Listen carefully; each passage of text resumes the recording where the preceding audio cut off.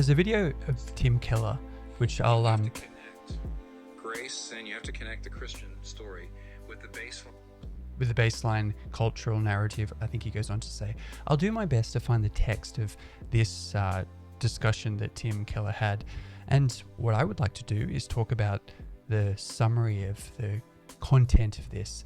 And most interestingly, and I know that this can be a kind of a rabbit warren where you look at some people's comments, and straight away, the first comment on this video, which talks about how Paul preached in a different focus on his storytelling of the good news of Jesus for Jews or for Gentiles, for Greeks, people who are focused on philosophy. And there's a quote Tim Keller uses here. I'll try and find it. though foolish and weak. Now, here's what he was saying. What he's trying to say is Greeks were intellectuals, and what they really thought was important was philosophy and understanding and rationality. He said Jews were practicals, and what they wanted to know is how does it work? They wanted power, they wanted results. He did not preach Christ to them the same. Their interesting comment that I read, which I don't think is actually worthy to put in the video here, it completely misses the point of what Tim Keller is saying. The person is upset that Tim is actually mentioning that Paul preached different aspect of this salvation in Jesus to different audiences. And what Tim Keller goes on to say, whether you agree with him or not, it's a very interesting point, that unless you understand the culture that you're in and get involved in the story, understand the deep parts of culture, then you may not be able to relate, and in his opinion, you won't be able to relate.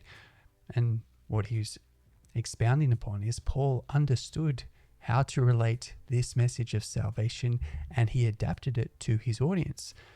And if people are upset by this, that Tim Keller mentions this, or that Paul did this, what does that say about our presentation, our proclamation of the good news of Jesus? Has it become something of principles? And that's what Tim Keller said. I've been thinking about this for some years. The gospel gets reduced to principles, that people start to think of it in terms of a system. It's a story. Jesus being the fulfillment, being the center of that story. Thank you, Jesus, that you have shown us who you are, that you are the way, you're the one that forgives and is merciful and takes our wrong and makes us right.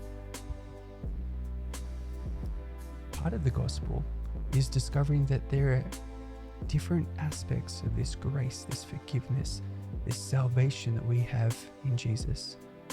Each and every moment.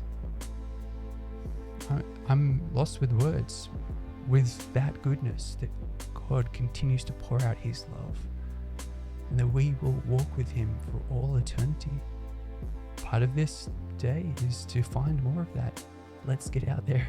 Let's find who Christ is in the depths of, as we search out the scriptures, as we fellowship, as we love, as we serve, as we ask, God, may your kingdom come.